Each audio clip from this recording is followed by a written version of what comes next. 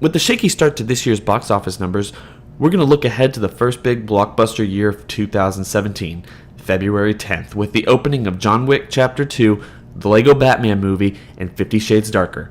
Let's look.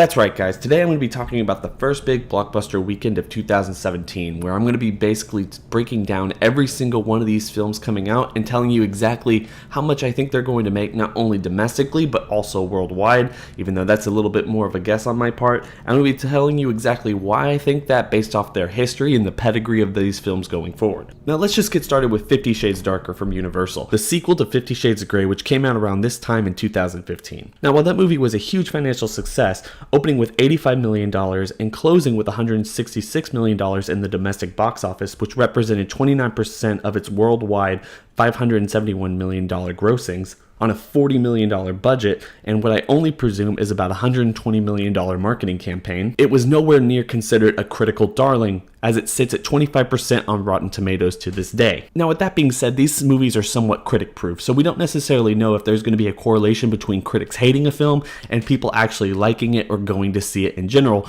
even if it's just a hate on it. I mean, these books sold over 100 million copies over the last few years, and while that has slowed down, this franchise definitely still has its supporters, and you can never cut out Universal's marketing team. They sold the original film as a sharp, sexy, dark, intricate film, which actually sold a lot of people, myself included, to go see the film even though they had heard nothing but bad things, and I'm sure they're doing the same thing this time with the trailer for 50 Shades Darker amassing 16 million views in under a couple months. That's actually really impressive for a movie like this, but honestly it's really hard to determine whether or not any of this stuff is ever going to translate into box office sales. We're just gonna have to look for historical precedent in order to figure out exactly how well this film might do, considering films like it in the past, and honestly you don't necessarily have to look too much further than Twilight.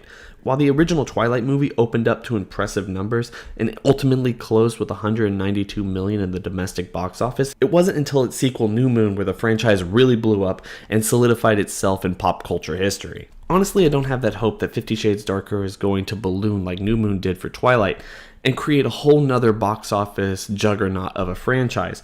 One of the things really missing for 50 Shades when they make that comparison is the fact that Twilight had the whole vampire and werewolf thing, and this whole BMS stuff doesn't necessarily compete with that in any way, shape, or form. So ultimately, I feel like 50 Shades Darker will ride its success into somewhat impressive opening weekend numbers before slowly fading away, but obviously doing well enough internationally in order for us to get the third film in the franchise and just basically close this franchise out really quietly. With that being said, I feel like we're heading towards a $45 million opening with a closure of $95 million at the domestic box office and $280 million internationally to bring its grand total to $375 million.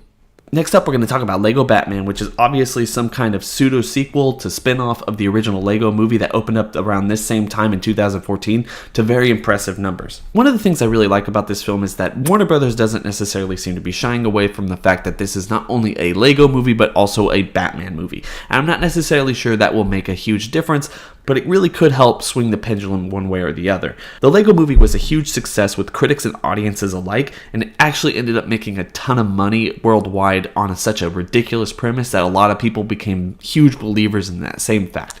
But with that being said, this is also a Batman movie, and Batman has been kind of in a weird, fluctuating state over the last couple years. Now, we all know the Dark Knight films were some huge, very popular, critically adored, and financially successful films, but ever since then, Batman's been in a somewhat fluctuating state in terms of its cinematic portrayals. Warner Brothers has been pushing Batman very hard, and obviously they want their extended universe to do really well, but obviously a lot of people did not like Batman vs. Superman. I mean, I can understand why. It wasn't necessarily the best film ever. That movie still did make $330 million domestically and ended up making somewhat of a profit. My biggest concern here is I feel like the DC cinematic universe is going to start rubbing off on certain other properties, and people are going to either be sick of Batman because he's overexposed, or the fact that they want darker Batman because that's just what they expect now. They don't think Batman can be funny.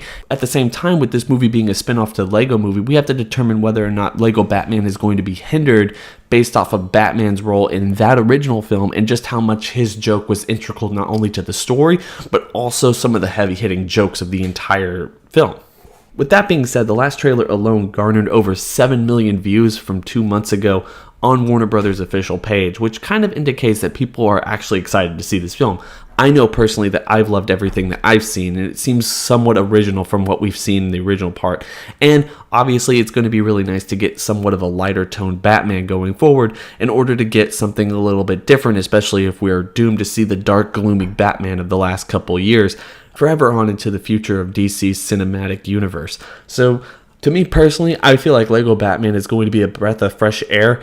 I wouldn't be very surprised if it ends up taking a whole lot of steam out of 50 Shades Darker's sales in order to win the weekend and win the whole month in terms of box office revenue. I'm going to be projecting a $56 million opening for Lego Batman with a domestic total of $200 million at the end and a foreign total of $250 million, bringing its grand total to $450 million and just a stone's throw away from the original Lego movie. If this does pan out, this type of earning potential will probably solidify the Lego brand for years to come, and we're going to be getting a lot more of these films, and we might even get a Lego Batman 2, but hopefully they haven't used up all the jokes by then. And finally, we have to talk about John Wick Chapter 2, which is probably a pretty good movie considering the fact that Lionsgate scheduled this film after Lego Batman and 50 Shades Darker already had their release dates. And honestly, as a fan of the original film, that gives me a lot of confidence, considering the fact that they didn't have to do that. But it does seem clear to me that Lionsgate seems to be approaching the same market that made Kingsman and Deadpool such huge hits for Fox over the last 2 years on this same week. And considering the reputation of the original film, I can understand why they decided to make this leap. But with that being said, when the original film opened up in October 2014, it faced very little competition and ended up actually only making $43 million domestically and $86 million worldwide on its $20 million budget. But honestly, I'm a little bit concerned for this film's success because while this film does look a little bit more fun and obviously a lot bigger than the original, this series is missing the same witty and outrageously sick humor that made Kingsman and Deadpool a success over the last couple years, and honestly, I feel like without that, it's not necessarily date night material. Also, considering the fact that 50 Shades Darker and Lego Batman are also coming out in the same weekend, I feel like this movie is going to have a hard time converting the date night stuff. Maybe they want that, maybe they don't, but I obviously think that was a huge factor with the Kingsman and Deadpool success. Maybe that will hurt it, maybe that won't, but I do feel like the whole alternative date night thing is one of the things that made Kingsman such a huge success when it came up against 50 Shades of Grey back in 2015. So honestly, we're just going to have to wait and see. If history teaches us anything, it's that these action-packed movies can do really well on date night material, so obviously it's up in the air at this point. The last point I have to make here is that Keanu Reeves necessarily hasn't made a huge box office success since The Matrix Revolutions back in 2003, so that's something to think about going forward. The guy doesn't necessarily make huge films, he's not a huge box office draw, but with that being said, this is somewhat of a Matrix reunion with Lawrence Fishburne in the film, so who knows. Obviously, I'm really excited to see this film. I think a lot of people are. Anyway, I'm going to be projecting this movie gets an upkick from its original film based on its cult classic nature, opening with $25 million and closing with $60 million in the domestic box office, and being really close to that foreignly with $50 million to make a total of $110 million and a huge success for Lionsgate. Obviously, if it does these numbers, I'm going to be surprised if they don't do a third one. So anyway, guys, that's my box office projections for February 10th, 2017. I hope you liked this video. I'm hoping to do more of them in the future. Obviously, I'm hoping to get a little better at it. I'm still a little bit shaky with how to do these box office stuff. I love it a lot, but I don't necessarily cover it all the time. So tell me what you think and tell me if you want more. I'm going to catch you all in the next video. Bye.